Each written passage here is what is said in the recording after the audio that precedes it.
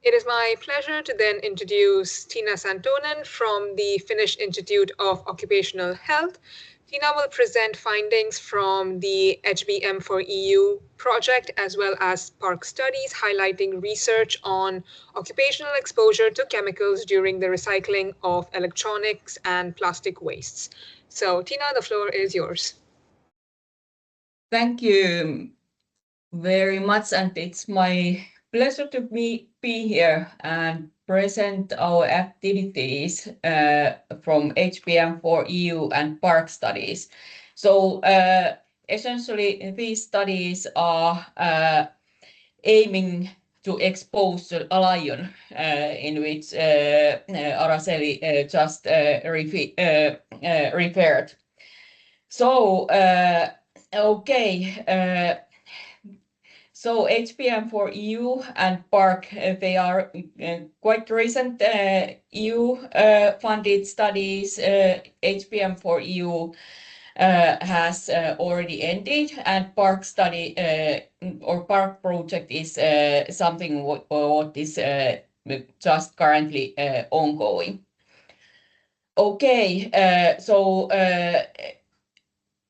first on HBM for EU, which was a project conducted between 2017 2022, and it was specifically focusing on facilitating the use of human biomonitoring in the assessment of health risks of chemicals, both covering general population exposure via environment and different consumer products, but also occupational exposure. So as part of this HBM for EU project, we conducted such kind of occupational biomonitoring study on e-waste or chemical exposures when recycling e-waste. And this was conducted in 2020-21. So as you might remember, this was these years were those times when we had COVID pandemic ongoing, which caused some challenges to this project. So indeed, the idea of the whole study was to gather information on exposure of workers who are processing e-waste and try to stimulate improved working practices and contribute to raising awareness of potential hazards that might be faced in these activities. So in this project, we had altogether 17 companies who were working in this field from 8 different European countries. We covered almost 200 exposed workers and then about 80 controls. And here you can see different activities that were covered or what were performed in these companies. There were sorting of e-waste, and different types of e-waste, dismantling, sorting, and pre-processing of e-waste, and then specifically metal processing and polymer processing to produce new granulated materials. So actually e-waste can contain many different articles or products, and these articles and products may contain many different chemicals, inorganic chemicals, different metals. Then there are a lot of plastics and different types of plastics which may contain plasticizers and also different flame retardants, as already mentioned. One important chemical group which is missing here is PFASs.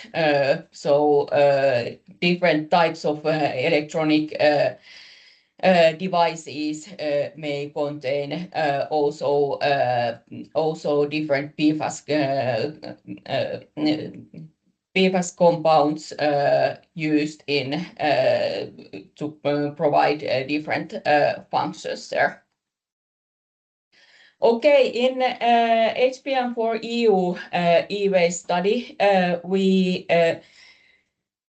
evaluated exposure to different prioritized metals and then some organic compounds.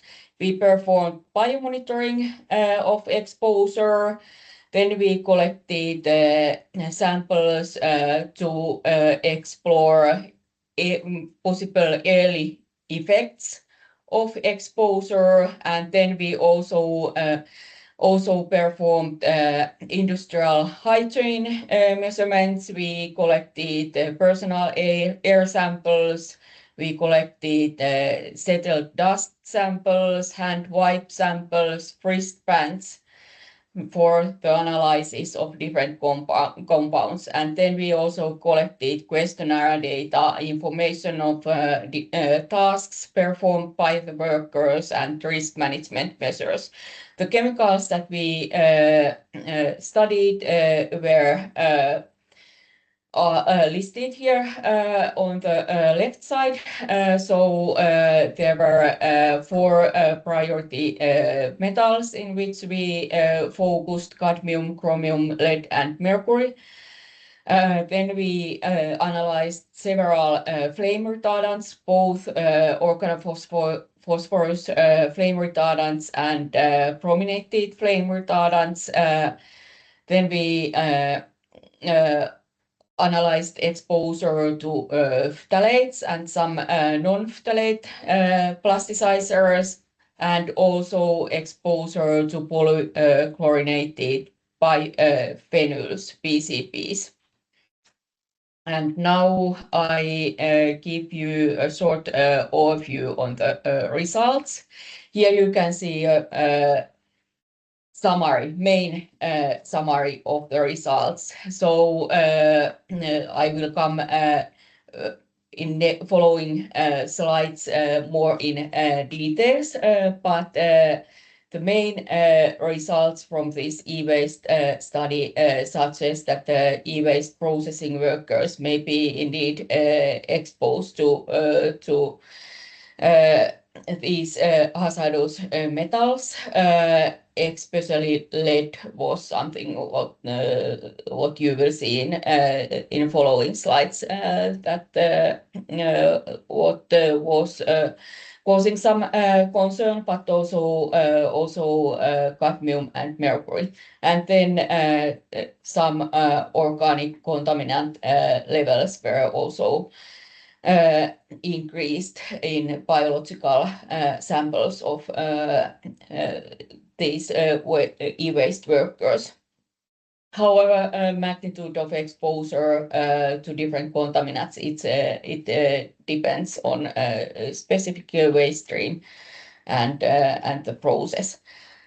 Observed environmental contamination in the workplace suggests that exposure is likely to occur by both via inhalation and through dermal contamination, and in some cases exposure may result in increased genotoxicity marker levels.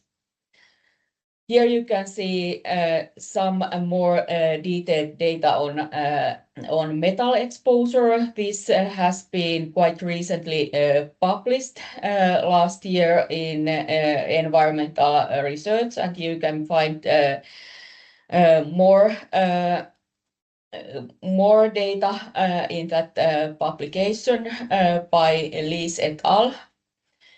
But here you can see on the left side there are urinary chromium measurements from different workers performing different e-waste activities, or we divided workers to battery workers who were recycling lead acid batteries. Then we had one group of workers who were recycling so-called white goods, which include refrigerators, freezers, washing machines, and these kind of stuff. And then brown goods recyclers, and brown goods include computers and televisions and this type of articles. And then metals and plastics recyclers, and then we had one such kind of mixed group of workers. And here you can see that there were, when compared to controls, which are these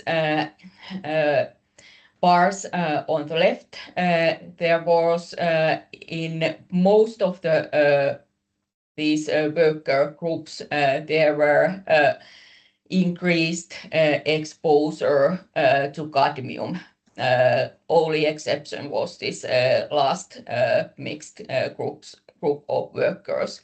In the case of chromium, we couldn't see any statistical significant changes or differences between the different groups, although there were some individual high values. But in the case of cadmium, there were increased levels of urinary cadmium in many of these worker groups. In the case of mercury, main increases were seen in the case of battery workers and brown goods workers.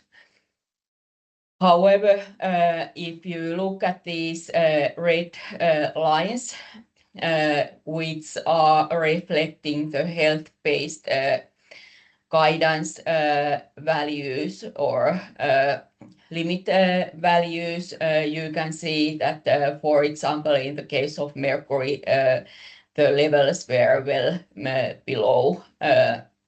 below the health-based values. So even though there were in some groups a little bit elevated exposure, the exposure levels were still pretty low. Also, in the case of cadmium, almost all measurements remained below the 1 microgram per gram creatinine, which is the level, health-based level recommended by ECHA's Risk Assessment Committee a few years ago.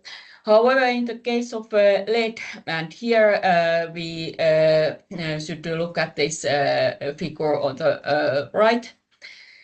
In the case of lead, there were clearly elevated blood lead levels observed, especially in lead battery recycling activities, but also in some other activities. For example, in this group of metals and plastics recycling, where some workers were exceeding the level of 150 micrograms per liter of lead in blood, which is the level which which will be binding biological limit value in 2029 in Europe.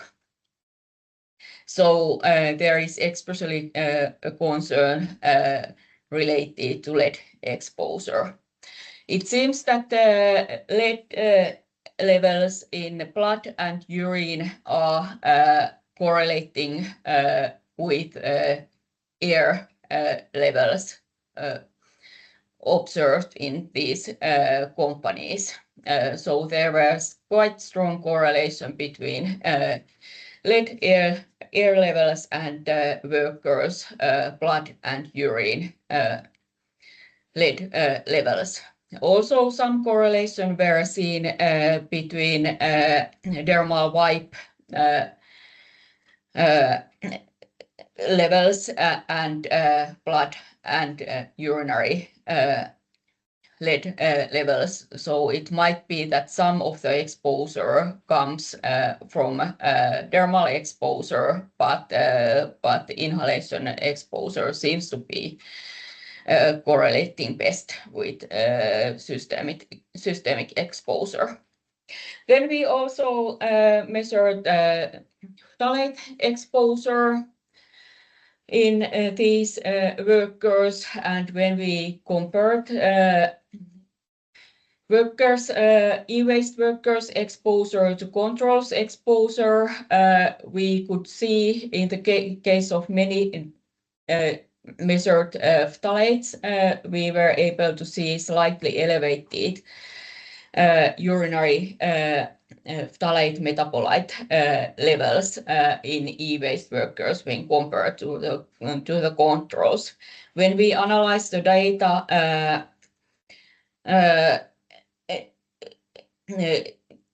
by use of respiratory protective equipment, we could see that those workers who were not using respiratory protection seem to have higher phthalate metabolite levels than those ones who were using RPE.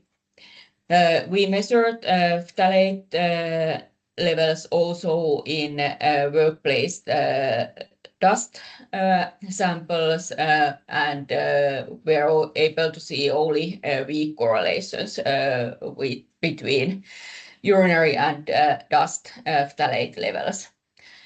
Exposure was, however, well below health-based guidance values for individual phthalates. So even though we were able to measure increased levels of phthalate metabolites in these workers when compared to background general population exposure, still the exposure levels remained below the health-based guidance values. Okay, then we have also analyzed the exposure to flame retardants, and these are still unpublished data related to exposure to organophosphate flame retardants. And what we saw was that there was in dust samples in some recycling activities, there were elevated levels of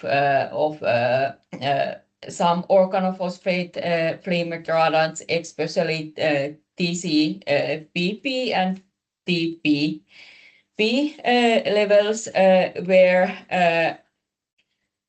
observed in dust samples at highest levels. So TCPP is trichloropropyl phosphate and TPP is 3-phenyl phosphate. However, in biomonitoring, we were able to see increased exposure mainly to TCEP and TPP metabolites. So TCEP is chloroethyl phosphate. And mainly in the case of brown goods recycling workers. Then there was also we were also evaluating exposure to PCBs and brominated flame retardants, and these are published in a paper by Tseresny et al. Almost 2 years ago. And we were able to see elevated levels of specific PCB containers in observed workers, especially white goods processing workers. There was also a trend which suggested lower exposure when respiratory protection and local exhaust were used in the process. But that trend was a little bit weak, which might be related to a low, relatively low number of workers. However, generally, also in this case, the exposure levels remained quite close to background levels, which suggest a low risk. In the case of brominated flame retardants, we were able to detect some flame retardants in dust and silicone frisbranch samples, but we could not see any significant differences in the serum of exposed workers. So how about combined exposure? Can combined exposure result in adverse effects?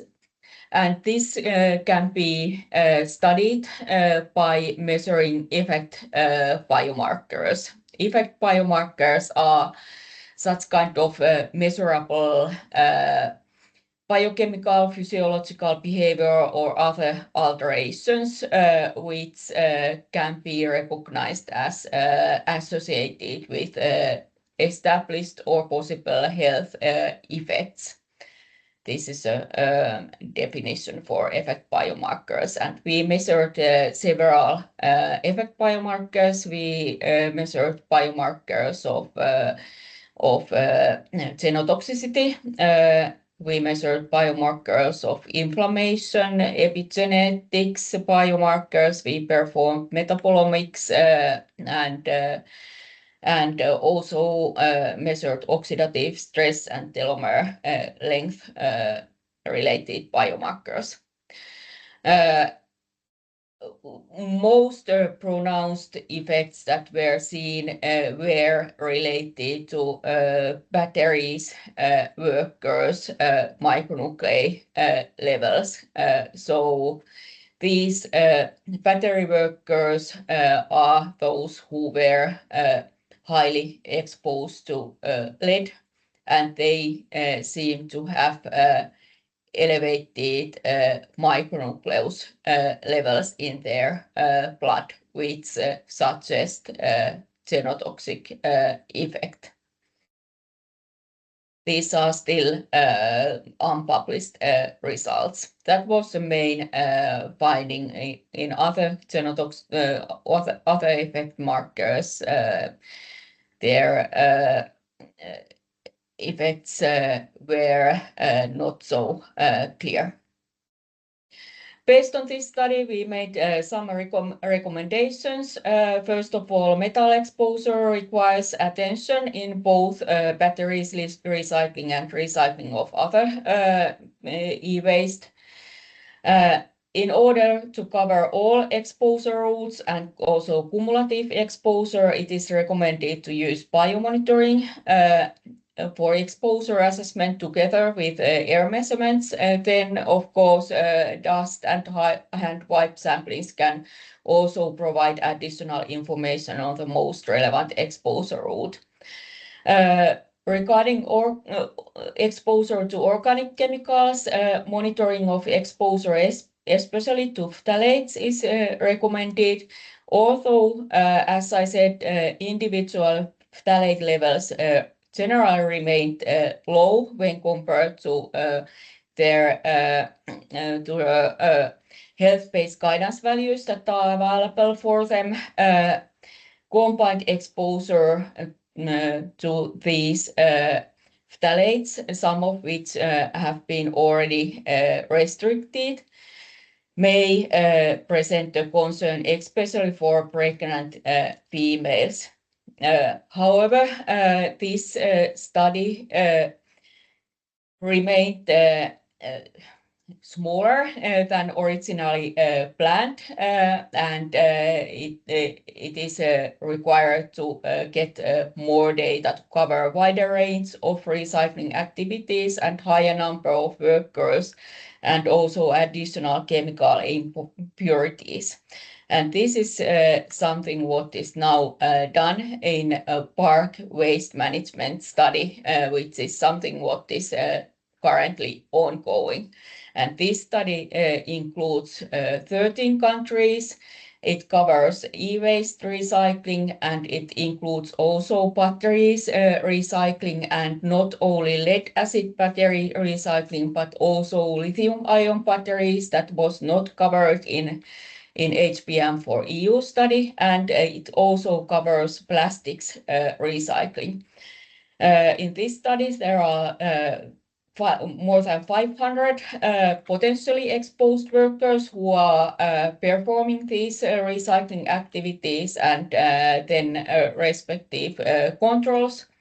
So sample size should be large enough to identify similarly exposed groups, and especially when combined with the HBM4EU data, we should get quite good overview on exposures in these activities. This study builds on HBM4EU study, and it uses harmonized sampling scheme in all countries, and we have detailed protocols for sampling, sample collections and storage and transport and processing, as well as for required recruitment and communication. We perform human biomonitoring, urine, blood, and analyze exposure and effect biomarkers, and then we will have also air samplings and dust samplings, and also dermal wipe samplings and collection of contextual data from both employers and employees. And here you can see what is studied.